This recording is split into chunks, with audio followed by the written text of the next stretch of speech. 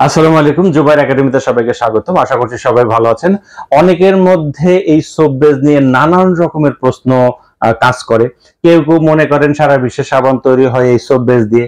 আবার কেউ কেউ মনে করেন যে এই সাবান মানে যে কোনো সাবান তৈরি করতে সোপ বেস ছাড়া আর কোনো কিছু দিয়ে হয় না। এটা অনেকে মনে করে থাকেন। আসলে এই সোপ বেস দিয়ে সাবান তৈরি করা এটা একটা পদ্ধতি মাত্র।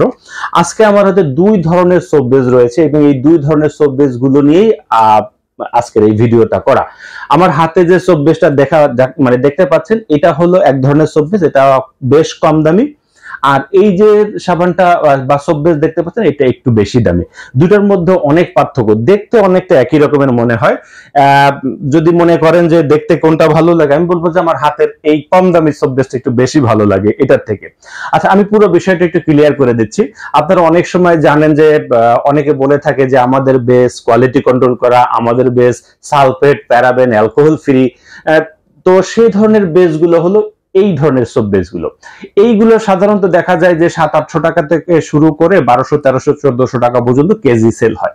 আর আমার হাতে যে বেসটা দেখতে পাচ্ছেন, এইটা মূলত অ্যালকোহল রিলেটেড একটা সোপ বেস। এখানে আমি অ্যালকোহল ব্যবহার করেছি।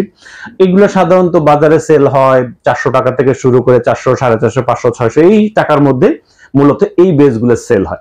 দুইটা বেস দেখতে একই রকমের, একই বিষয়, তবে কোয়ালিটির দিক থেকে যদি চিন্তা করি, আকাশ এবং পাতাল। এইটা হলো আকাশে, এটা হলো পাতালে।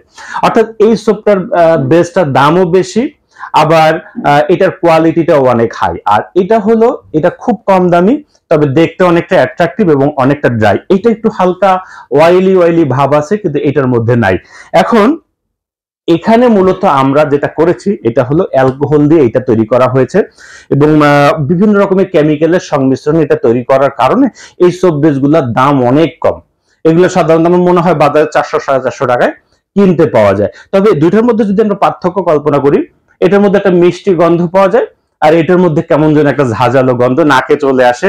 আসলে এই যে নাকে যে চলে আসে, এটা বেশ বিরক্তির কারণ হয়। এটা আমরা যতই সাবান বানাই না কেন, দেখা যায় যে এই ধরনের সাবানগুলোর ক্ষেত্রে একটু প্রবলেম হয়। মানে নাকে আসলে একটু আলাদা ধরনের একটা ফিল পাওয়া যায়। তবে এই ধরনের সাবানগুলো বা এটা দিয়ে তৈরি সাবানগুলো একটু ড্রাই হয়, ঘামে কম। কিন্তু এই ধরনের বেসগুলো কিছুটা ঘামতে পারে, অনেক সময় ড্রপ দেখা যায়, কিন্তু ভালো করে কিউরিং করলে এখানে খুব একটা প্রবলেম হয় না।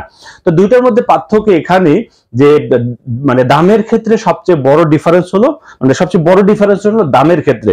এইটা যদি 400 টাকা হয়, এই ধরনের বেসগুলো সাধারণত 800 টাকা কেজি হওয়াটা স্বাভাবিক, কারণ এটার মধ্যে কোয়ালিটি কন্ট্রোল করে। আর আমার হাতে বাম পাশে যে ইয়াটা রয়েছে, আমার বেসটা রয়েছে, এখানে কিন্তু আমরা অনেকগুলো তেল ব্যবহার করে এটা তৈরি করেছি।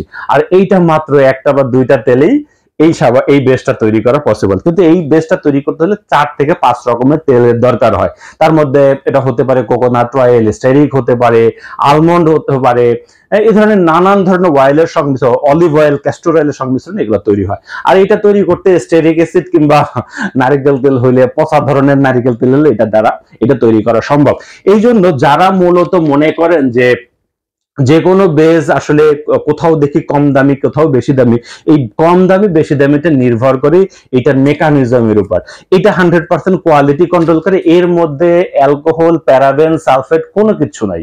এটা ফুললি ন্যাচারাল বলা যায়। তবে কিছু কেমিক্যাল তো থাকবে এটা বেস তৈরি করতে হলে। অর্থাৎ একটা সাবানকে আমরা মোমে কনভার্ট করেছি, কিছু কেমিক্যাল আছে, কিন্তু এইটার ভিতরে ধরেন এইটার মধ্যে যদি একটা দুইটা কেমিক্যাল ব্যবহার করে, এটার মধ্যে ব্যবহার করেছে 6টা।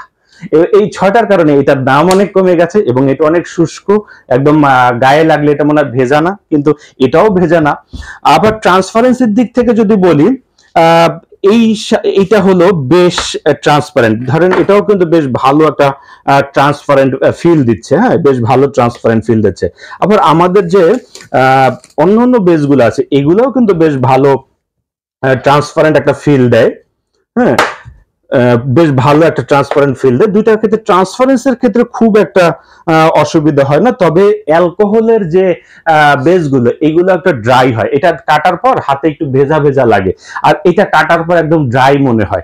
দুইটার ক্ষেত্রে দুই রকম, কারণ এটা অ্যালকোহল হওয়ার কারণে এটা আসলে একটু ড্রাই বেশি থাকে, এটা একটু কম থাকে, আর মানে কম ড্রাই হয়। তো সেই জন্য বলবো, যদি কেউ কোয়ালিটি মেনটেন করে সাবান তৈরি করতে চান তাহলে কিন্তু আপনাকে অবশ্যই alcohol, sulphate, paraben free soap base গুলো নিয়ে আপনাকে কাজ করতে হবে। এবং এই বেস গুলোর সাধারণত দাম হয়, কারণ এটা মেকিং কস্ট অনেক হাই, যে কারণে এটার সেলিং কস্ট হাই হবে, এটা স্বাভাবিক। আর এই ধরনের অ্যালকোহল টাইপের যে বেস গুলো আছে এবং নিম্নমানের যে অয়েল গুলো আছে সেগুলো দিয়ে এগুলো তৈরি করা হয়, এগুলোর মেকিং কস্ট অনেক কম, যে কারণে এটা সেলিং কস্ট অনেক কম। এবং এই দুইটা ধরনের বেজ আপনার ভালো মানে বুঝতে হলে আপনাকে সবার আগে নাকের কাছে নিলেই বুঝতে পারবেন দুইটার মধ্যে আসলে অনেক, এইটারও একটা উটকো গন্ধ আছে, এটার মধ্যে উটকো গন্ধ নাই। যদি এটার মধ্যে যদি আমরা একটু ফ্র্যাগ্রেন্স ইউজ করতাম, এই উটকো গন্ধটা হয়তো এতটা আসতো না, কিন্তু তারপর নাকের কাছে নিলে আপনারা অনেকটা গন্ধ অনুভব করতে পারতেন। এটার মধ্যে একটা মিষ্টি গন্ধ, এটার মধ্যে একটা উটকো গন্ধ। হ্যাঁ, তবে এটা যারা মূলত এই বেসগুলো তৈরি করেন তারা মূলত এর কম্পোজিশন মানে আপনারা বুঝতে পারবেন। তারপরও একটা বেস হাতে নিলে ব্যবহার করলে আপনারা অনেক সময় বুঝতে পারবেন কেমন হয়। ও আরেকটা বড় বিষয় আছে, সেটা বলি। আমাদের যে ন্যাচারাল যে বেসটা, আমরা পাস্তেলের যে বেসটা তৈরি করি, এগুলার পিএইচ লেভেল আমরা ন্যাচারাল ভাবে 7, 7.5 পেয়ে থাকি। অর্থাৎ এইটা কন্ট্রোল করতে আমার আর কোনো কেমিক্যাল বা সাইট্রিক অ্যাসিড বা কোনো কিছু ব্যবহার করতে হয় না। কিন্তু এই ধরনের বেসগুলোর পিএইচ সাধারণত 10-এর উপরে থাকে। দুটার মধ্যে ডিফারেন্স কিন্তু অনেক বেশি। এটার পিএইচ সহজে কন্ট্রোল করা যায় না।